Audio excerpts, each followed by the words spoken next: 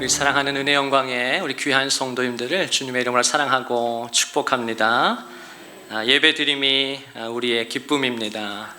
예배드림이 우리의 감사입니다. 또 예배드림이 우리의 능력입니다. 하나님께서 계속해서 지금 교회에 주시는 말씀은 감사하라는 것입니다. 여호와께 감사하라. 그는 선하시며 그의 인자하심이 영원함이로다. 여호와께 감사해야 한다. 우리가 하나님 앞에 예배 드릴 때, 예배하러 나올 때 어떻게 우리가 예배해야 하는가? 시편 50편의 마지막 절에 보면 감사로 제사를 드리는 자가 나를 영화롭게 하나니. 어떻게 하나님을 예배해야 한다고요? 무엇으로? 감사로. 아멘. 감사로 예배를 드리는 자가 하나님을 영화롭게 한다. 하나님께서 영광을 받으신다는 거예요. 주의 백성이 감사하기 시작할 때 마음으로, 또 마음뿐만 아니라 하나님 우리에게 입을 주셨으니까 얼마나 우리가 말할 수 있다는 것이, 소통할 수 있다는 것이 놀라운 은혜인데, 이 건강을 가지고, 입술을 가지고 어떤 언어를 내가 쏟아낼 것인가. 근데 그 입을 열어서 하나님 앞에 감사의 고백을 드릴 때 하나님께서 기쁨을 이기지 못하십니다. 아멘. 하나님께서 내가 감사할 때 기뻐하신다. 영광을 받으신다. 그리고 하나님께서 기뻐하시면 여호수아와 갈렙이 고백한 것처럼 여호와께서 만약 우리를 기뻐하시면 능히 그 땅을 우리에게 주시리라. 하나님의 약속이 성취된다는 것이에요. 하나님이 나를 기뻐하실 때. 아멘. 너 어떻게 하나님께서 나를 통해 영광을 받으시나? 내가 주님 앞에 입을 열어 감사할 때. 여러분, 어려운 게 아니잖아요. 그렇죠? 어려워요? 아이고 이거 못하겠네. 아니잖아요. 그죠? 얼마나 쉬워. 이게 뭐 어렵지 않잖아. 어렵지 않다. 근데 이게 어떤 사람에게는 어려워요. 왜 어려워요? 사는 게 만만치 않으니까, 고통스러우니까. 내가 가식적으로 지금 마음이 너무 어려운데 어떻게 감사하겠어? 그건 아니죠. 가식적으로 하는 것은. 근데 분명히 말세에 고통하는 때가 이르러서 모든 피조물이 다 고통을 받는데, 그럼에도 불구하고 주의 성도들, 주의 백성들이 주님 앞에서 가만히 생각을 해보면, 오늘도 예배를 드리면서 우리의 마음을 주님 앞에 집중해보면, 그럼에도 불구하고 나에게는 감사할 만 가지 이유가 있구나. 하나님은 나에게 감사할 수 있는 만 가지 이유를 주셨는데, 내가 이 한 가지, 이 몇 가지를 가지고 거기에 함몰되어서 은혜를 깨닫지 못하고 불평하고 원망하고 서로를 물고 물으면 다 죽잖아요. 다 죽잖아. 그것이 아니라 비록 이런 문제가 있고 이런 어려움이 있어도 주님 앞에 내 마음을 곰곰이 집중해서 드려보니까 하나님 여전히 나에게는 주님께 감사할 만 가지의 이유가 있군요. 그래서 우리 감리교회 창시자인 존 웨슬리의 동생은 찰스는 어떤 찬송을 썼다고 말씀을 드렸어요? 찬송가 23장에 보면 만입이 내게 있으면 그 입 다 갖추고 내 구주 주신 은총을 늘 찬송하겠네. 아멘. 나에게 만약 만 개의 입이 있다면 그 입 다 가지고 그냥 다른 사람을 그냥 아주 그냥 내 말로 그냥, 얼마나 말로 우리가 사람을 정말 우리가 정말 못 살게 굴고 아주 그냥 그 사람이 그냥 아파 죽을 때까지 얼마나 우리가 살면서 입술로 죄를 많이 짓는지 몰라요. 그래서 야고보서에 그래서 혀에 대한 말씀이 야고보서에 가득한 거예요. 혀를 다스리는 것, 혀를 길들이는 것에 대해서 야고보 사도가 그렇게 강조하는 것입니다. 우리 지체 중에 가장 작은 부분인데 혀라고 하는 것이 그 혀를 가지고 정말 우리가 아주 얼마나 다른 사람을 못 잡아먹어서 안달이에요. 끊임없이 상처를 주고 상처를 받는다. 우리의 입술을, 혀를 가지고. 근데 그게 인간의 본성이에요. 죄악된 본성. 그래서 우리에게 뭐가 필요해요? 하나님의 긍휼이 필요하고 또 성령님의 도우심이 필요한 것입니다. 성령이 나를 도와주셔야 돼요. 내 환경을 보면, 내 지금 상황을 보면 좋은 말 안 나가. 아이쿠 목사님 지금 내 상황을 몰라서 그렇지 감사하게 생겼어요 지금. 그래요, 그게 맞아요. 맞을 수 있어요. 근데 주님은 범사에 감사하라고 하신단 말이에요. 항상 기뻐하라고 하신단 말이에요. 항상 기뻐해라. 쉬지 말고 기도해야 한다. 범사에 감사하라. 이는 그리스도 예수 안에서 너희를 향하신 하나님의 뜻이다. 나는 기뻐하기 위해 창조됐구나. 기도하기 위해서 창조됐구나. 감사하기 위해서 창조됐구나. 그런데 내 삶을 보면 지금 기도할 수 있는 상황이 아니야. 기도도 내가 무슨 마음이 이게 우러나와야 하지. 기도가 말입니다. 기도가 쉽지 않아요. 그냥 기도가 나오는 게 아니잖아요. 기뻐하라고. 아이고 지금 내가 화 안 내면 다행이고 지금 소리 안 지르면 다행이지. 내가 얼마나 참고 있는데 항상 기뻐. 아이고 범사에 감사해라. 근데 하나님께서 그렇게 명령형이거든요. 이 데살로니가 전서 5장 18절, 16절, 17절, 18절 석절은 명령형이란 말이에요. 그럼 하나님께서 그렇게 명령하실 때는 어떤 뜻을 담고 있는 거예요, 성경이? 성도가 그렇게 할 수 있다, 할 수 없다? 할 수 있다는 것이에요. 할 수 있다. 그런데 그것을 성도가 못할 때 하나님이 우리를 책망하시는 것이 아니라 그게 아니에요. 사탄은 우리를 정죄하는데 이것이 억지로 해야 되는 것이 아니에요. 안 될 때가 있어요, 물론. 근데 하나님께서 그 약속의 말씀을 주실 때는 뭐예요? 제가 늘 강조하지만 하나님께서 어떤 말씀이나 법을 주실 때는 그것을 감당할 수 있는, 그걸 할 수 있는 힘과 능력도 누가 주세요? 그분이 주신다, 그 말입니다. 아멘. 이게 기독교의 복음이에요. 그래서 예수님께서는 종교 지도자들을 책망하신 거예요. 너희도 지키지도 못할 계명을 다른 사람에게 지워서 선생 노릇하지만 존경을 받지만 네 마음 깊은 곳에서 너도 지키지 못하는데, 너도 기뻐하지 못하고 감사하지 못하면서 다른 사람을 정죄하고 비판하고 자기 의에 사로잡혀서 나는 하는 줄 알고 주님이 중심을 보시니까 다 도찐 개찐인데, 다 거기서 다 실패했는데, 다 율법을 못 지키는데, 근데 주님께서 그걸 지킬 수 있는 힘도 주시겠다고 말씀하시는 것이에요. 이게 기독교 복음입니다.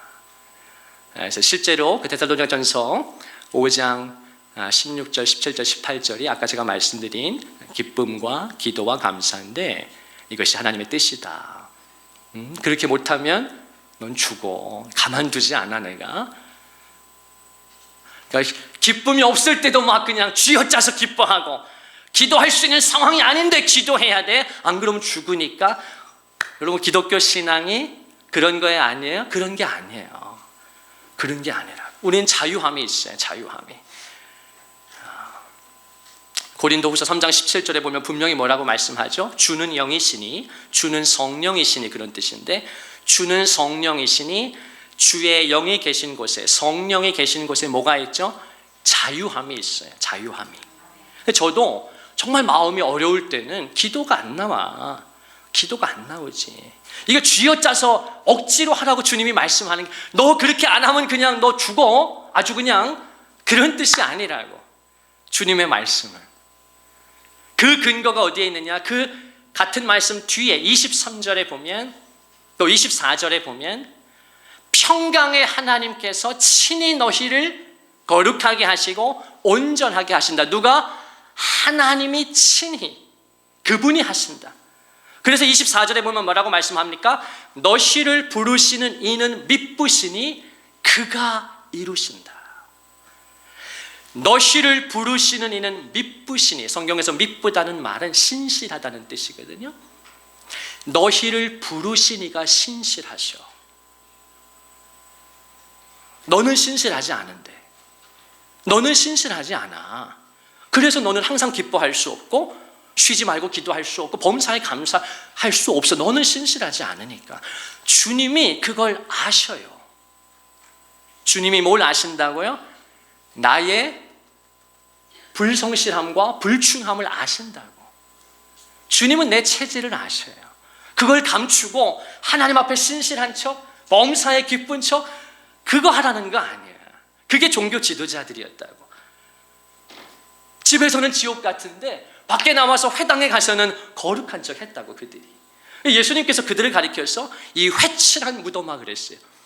회칠한 무덤, 겉은 회를 칠해서 그럴듯해. 근데 그 속에는 구더기가 가득한, 주님이 아주 무서운 말씀을 하시죠. 너희들은 정말 냄새나는 족속들이야. 문제가 많은데 진실하지도 않아. 가면을 쓰고 있어. 하나님 앞에서까지 가식을 떨어. 괜찮은 척. 주님이 너무 안타까우셨던 거예요. 나는 의인을 부르러 온 것이 아니야. 죄인을 부르러 왔어.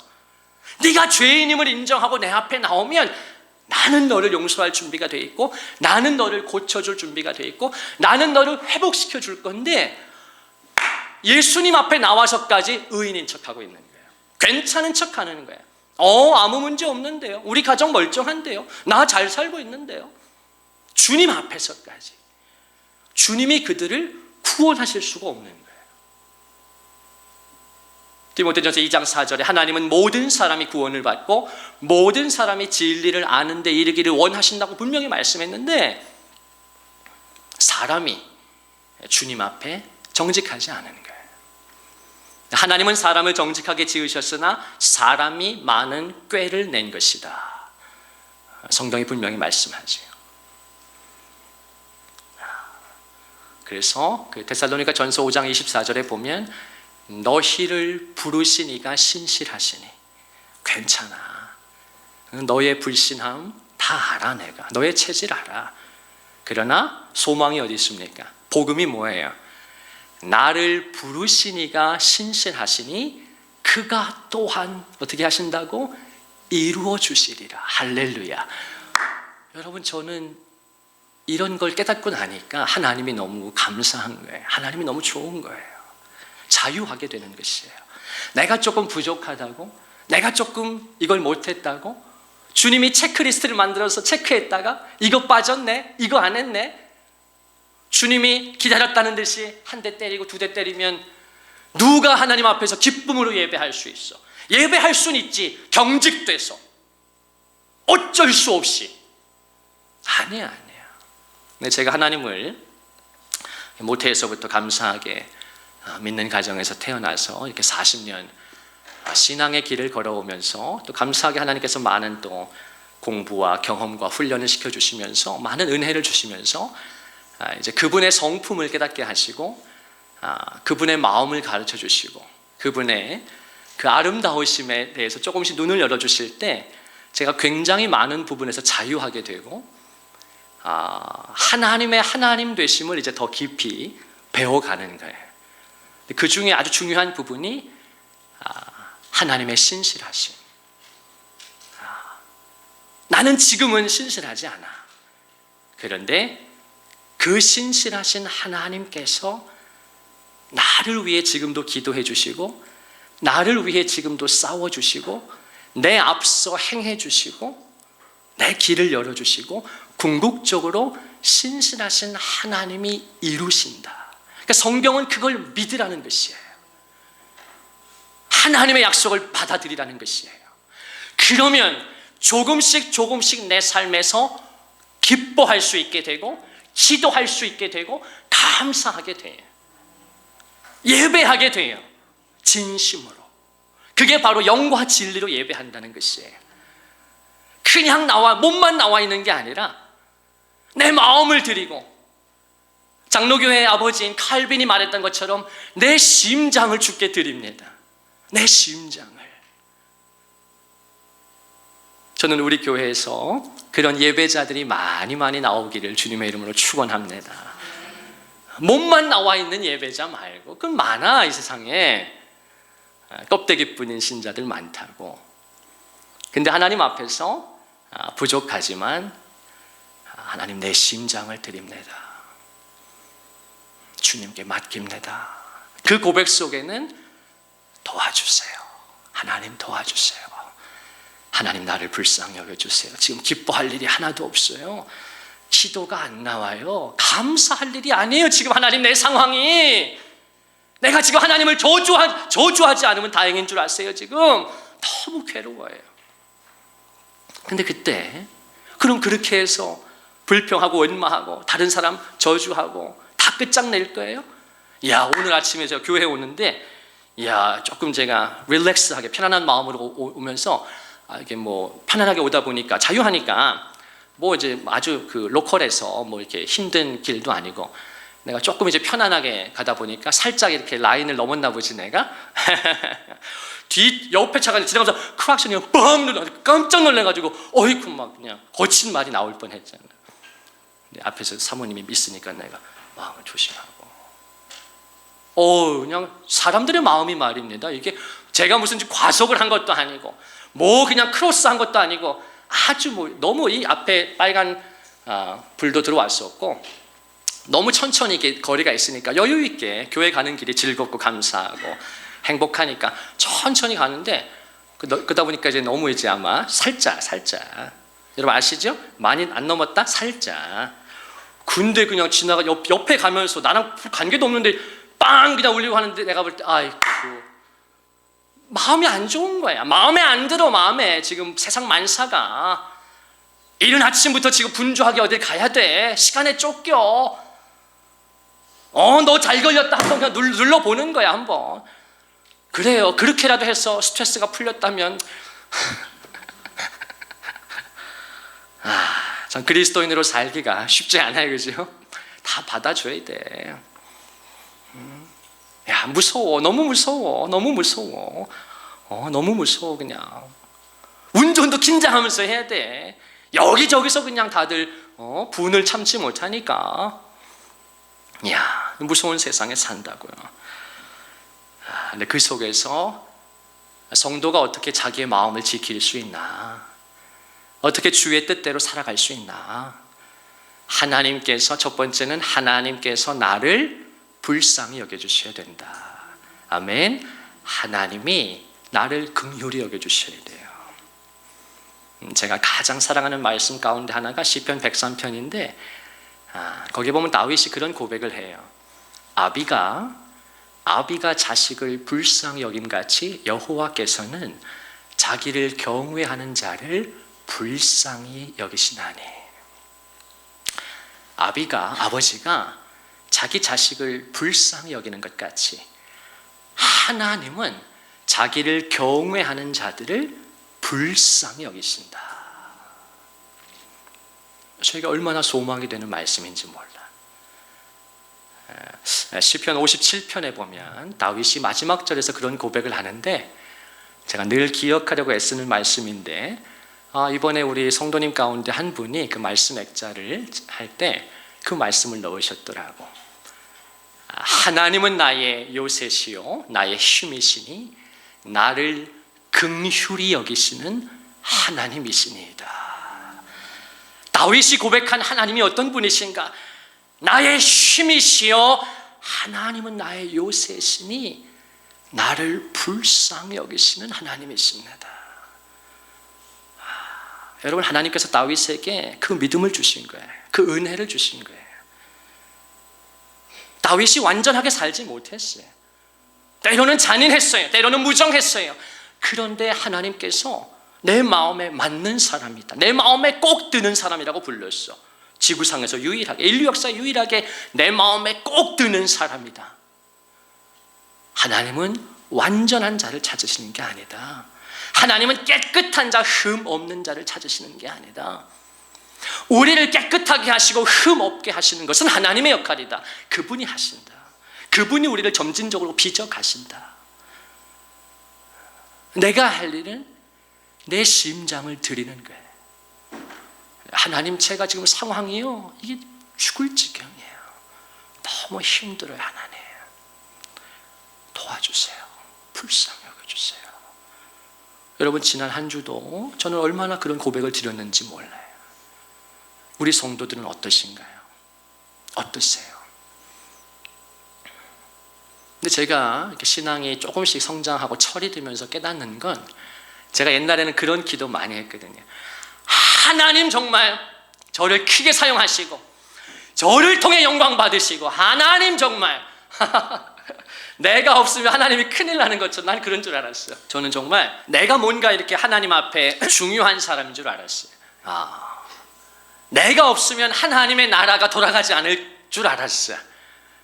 근데 조금씩 이제 하나님이 저를 깨뜨리고 다루시면서 이제 알게 되는 거예요. 하나님께는 내가 필요하지 않구나. 하나님께는 내가 도움이 되지 않는구나. 내가 존재하는 이유는, 내가 사역하는 이유는, 감히 내가 사역하는 이유는, 감히 예배를 인도하는 이유는, 하나님은 내가 필요 없고 그분은 어떤 도움도 필요 없으신데, 다만 하나님께서 나를 불쌍히 여겨주시고 사랑해 주셔서 하나님의 사역에 나를 동참시키셔서 그렇게 일하기를 원하시는구나. 하나님이 혼자 하시면 더 완벽하고, 삼위일체 하나님이 사역하시면 완벽한데, 그리고 하나님께는 더 착하고 충성된 종들이 많은데, 내가 필요해서가 아니라 그분이 나를 사랑하셔서 주의 일에 동참하게 해 주시는 것이에요. 그걸 깨닫고 나니까 얼마나 사무치게 감사하든지요. 그런 거였어. 나는 내가 뭘 해야 되는 줄 알았지. 내가 뭘 할 수 있는 줄 알았지. 내가 잘해서 하나님이 나를 선택하신 줄 알았지. 내 속에 어떤 가능성이나 아름다움이나 능력이 있는 줄 알았지. 나는 아니더라고요. 하나님이 저를 철저하게 깨뜨리셨어요. 성현아, 내가 너를 왜 택했는지를 알아? 나는 네가 필요하지 않아. 너의 도움이 필요하지 않아. 그런데 아들아, 나는 너를 원해. 너는 내게 필요하지 않아. 그런데 나는 너를 원해. 나와 함께 갈래? 나와 함께 동역할래? 그리고 저와 여러분을 초대하시는 거예요. 여러분, 하나님께는 당신이 필요하지 않아요. 하나님의 나라에 당신은 필요하지 않습니다. 그런데 복음이 무엇이에요? 은혜가 무엇이에요? 하나님은 당신을 어떻게 하신다고? 하나님은 당신을 원하신다고요. 도움이 돼서? 쓸모가 있어서? 아니에요. 아니라고. 오히려 걸림돌이 되지, 나 같은 사람. 제가 주의 일을 해보고 교회를 섬겨보니까 교회의 가장 큰 걸림돌이 담임 목사더라고. 제가 사실 그 사실을 깨닫고, 오래전에 깨닫고 사실은 절망했던 적도 여러 번 있었어요. 그만둬야 되나? 너무 내가 걸림돌이 되는 것 같은 거예요. 하나님이 그의 교회를 이끌어 가시는데. 여러분, 성숙한 성도면 한두 번 그런 고민을 하게 돼. 당신 속에 그런 고민이 없었다면 아직 신앙의 철이 덜 든 거예요. 하나님의 교회에, 하나님의 나라에, 그의 사업에 내가 얼마나 걸림돌이 되는지를 아셔야 돼. 하나님이 얼마나 불편하신지를 아셔야 돼. 나 때문에. 그것 때문에 아파해 보셔야 돼. 그렇게 아파하고 통회하고, 하나님 저 그만할래요? 못할 것 같아. 하나님 너무 죄송해서 못할 것 같은 거예요. 근데 그 자리에서 하나님이 어떻게 말씀하셔요? 드디어 네가 이제 알았니? 드디어 내 마음을 알았어? 근데 아들아, 딸아, 나는 여전히 너를 원해. 나는 여전히 너를 원해. 여러분, 그 주님의 음성을 들으실 수 있어야 돼요. 여러분의 신앙의 여정에서 그 하나님과의 인격적인 경험이 있으셔야 돼요. 나는 네가 필요해서 너를 데리고 있는 게 아니야.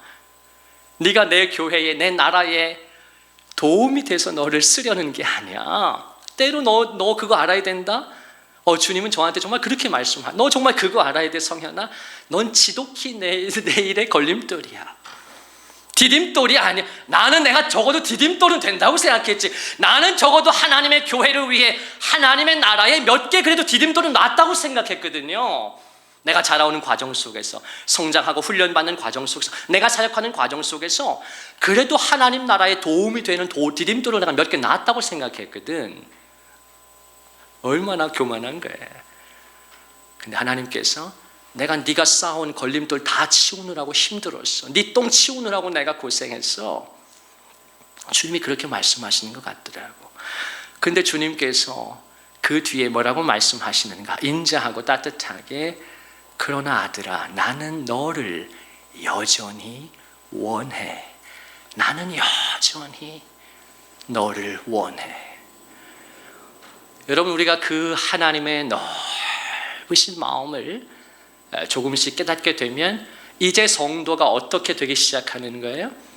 나도 부족하고 연약하지만 내 작은 심장을 주님 앞에 드리기 시작하는 거예요. 그때부터 하나님과의 진정한 교제가, 아버지와 자녀로서, 하나님과 그분의 백성으로서의 비로소 영적인 교제가, 신앙생활이 일어나는 것입니다. 여러분, 저는 우리 교회를 통해서 우리 귀한 성도들이 그 은혜를 깊이 깨달을 수 있기를, 그 하나님의 사랑을 깊이 누리실 수 있기를, 그래서 자유하게 되고, 그래서 마침내 기뻐하게 되고 감사하게 되고 찬송함으로 예배할 수 있는 우리 성도들 되시기를 주님의 이름으로 축원을 드립니다.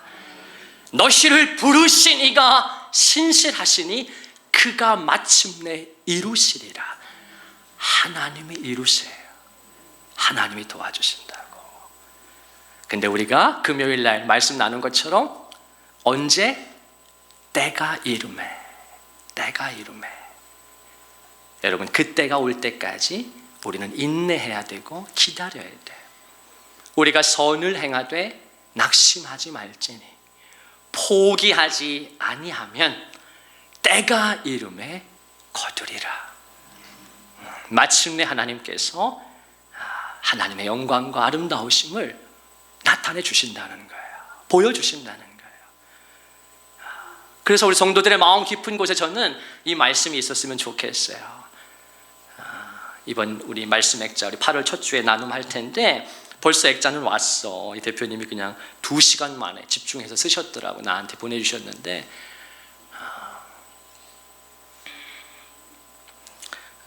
우리 가정이, 제가 사모님하고 기도하면서, 교회를 놓고 기도하면서 이 말씀을, 어떤 말씀을 주와 성도들 앞에, 하나님 앞에 올려드릴까 하다가 많은 말씀이 있잖아. 성경에 3만 절이 넘으니까. 우리 오늘 찬양했던 그 찬양이 배경이 되는 말씀인데요. 시편 27편 4절에 보면 다윗의 고백이죠. 내가 여호와께 바라는 한 가지 일, 그것을 구하리니 곧 내가 내 평생에 여호와의 집에 살면서 여호와의 아름다움을 바라보고 그의 성전에서 그를 사모하는 것이라. 여러분, 성도가 조금씩 그렇게 빚어져 가는 거예요. 하나님은 나와 당신에게 큰 일을 맡긴 적이 없어요. 저와 여러분이 뭔가 대단한 일을 하고 뭘 그래야 되는 게 아니더라고. 하나님이 하시더라고, 하나님이. 그런데 성도를 어떻게 빚어가세요? 하나님 앞에 머무르기를 좋아하고, 그래서 부족한 인간이 그분의 아름다우심을 보기 시작하고, 그분의 영광이 그게 무엇인지조차 감지할 수 없지만, 정말 모르지만 그분의 영광을 꿈꾸게 되고, 내가 손에 잡히지 않지만 하나님의 나라를 위해서 기도하게 되고, 궁극적으로 하나님을 사모하게 되는, 여러분, 그렇게 우리를 하나님이 빚어 가시는 거예요. 그래서 저와 여러분의 힘과 능력이 아니라 너무너무 고통스럽고 힘든 삶이지만 하나님의 긍휼과 성령의 도우심을 힘입어서 오늘도 감사하십시다. 오늘 예배를 드리면서도 마음으로 입술로 하나님 앞에 감사합니다. 오늘도 하나님의 진리의 말씀이 들려져서 감사하고, 나를 다그치고 왜 그거밖에 못하냐고 정죄하시는 것이 아니라 나를 살리려고, 나를 소생시키려고 아들아 딸아 주님의 애절한 마음이 우리 교회에 가득하니 주님 내가 감사드립니다. 내가 마귀의 참소를 선택하지 않고 너 이제 안 돼, 너 틀렸어, 다 끝났어, 여기까지야, 여기까지 온 것도 기적이지, 너 이제 다 끝났다, 네가 하는 일들, 너의 사역 다 끝난 거야. 이제 하나님도 너를 기뻐하지 않아. 네 꼬라지를 봐라, 주님이 기뻐하시겠니 너를? 여러분, 마귀가 계속해서 우리에게 속삭인단 말이에요. 여러분, 지금 대한민국에서 이번 통계 나온 거 보니까 대한민국에서 하루에 40여 명이 자살을 합니다. 올해, 작년에 대한민국에서 하루에 40여 명이 자살하는데 한 42명 정도 증가하고 있는 거죠. 한 36명이라고 그랬는데 몇 년 전에 통계가, 이번에 보니까 한 40명에서 42명 1년에 자살, 한 달에 자살한다. 한 달에, 아니 하루에 대한민국에서 하루에 40명이 자살한다. 그래서 그걸 이제 수치로 해보니까 대한민국에서 40분마다 한 명씩 죽는다. 40분마다 대한민국에서 한 명씩 자살한다. 지금 예배가 시작된 지 50분이 지났는데 벌써 대한민국 어딘가에서 한 명이 스스로 목숨을 끊은 거예요. 제가 주중에 그걸 찾아보고 이렇게 하면서 저절로 기도가 나오더라고요. 왜 그리스도인의 삶이 중요한가? 그리스도인의 삶이 자기 자신만을 위한 것이 아니라 정말 중보자적인 삶이 왜 중요한가? 성도가 기도하고 성도가 예배할 때 하나님께서 대한민국 전역에 은혜를 주셔서 40분마다 한 명씩 자살하고 죽어나가는 이 비참한 헬 조선 안에서, 여러분, 그래서 오늘 예배가 중요한 거예요. 이 예배는 나를 위한 예배일 뿐만 아니라 중보적인 예배라고. 오늘 이 예배를 통해서 대한민국에서 지금 6만 교회가 예배를 드리고 있는데 그 성도들이 정말 영과 진리로 온전히 예배 드린다면 여러분 40분마다 한 명이 죽어나가는데 하나님께서 그 숫자를 줄여주시지 않겠어요? 누군가는 지금 이 시간에도 다리 위에 올라갔다가 대한민국 전역에서 드리는 찬양과 예배가 성령의 역사로 말미암아 우리의 중보적인 예배가 말입니다. 여러분, 예배는 이제 그런 차원으로 가야 하는 것이에요. 아멘. 우리 교회는 그렇게 나아가고 있다고 믿습니다. 여러분, 예배가 다 같은 예배가 아니에요. 예배가 다 같은 예배가 아니라고. 그리고 지금 대한민국에서 이번에 경고 수치가 뜬 게 청소년 자살률이 급증하고 있어요. 지난 3년 새에 대한민국에서 미국은 벌써 오래전부터 이 청소년 자살률, 우울증이 심각한 수치입니다. 미국은 거의 첫 번째, 두 번째 안에 들어요. 그 청소년들이 죽는 이유 중에 굉장히 그 수치가 기하급수적으로 미국은 감당할 수 없을 만큼 늘어난다고 이미 수년 전. 근데 이번에 통계 나온 거 보니까 대한민국도 지난 3년 새 청소년 자살률이 너무 급증한 거예요. 이야, 대한민국의 청소년들이 이렇게 불행하다, 너무 심각하다. 이번에 아주 경고 메시지가 떴어요.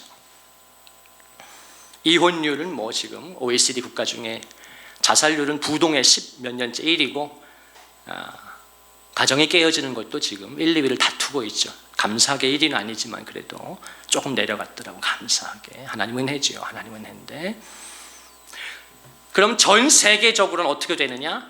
전 세계적으로는 1년에 80만 명이 자살을 해요.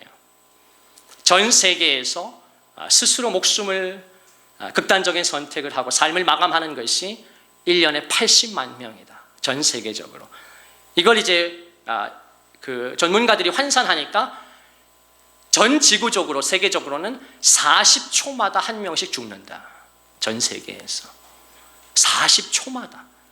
대한민국은 40분마다 한 명씩 목숨을 끊는데 세계적으로 보니까 40초마다 한 명씩 죽는다. 여러분 40초가 얼마나 짧아요. 숨 쉬고 그냥 가만 멍 때리고 있다 보면 40초, 1분이 훅 지나가는데 그때도 세계에서 누군가 하나는 죽는다.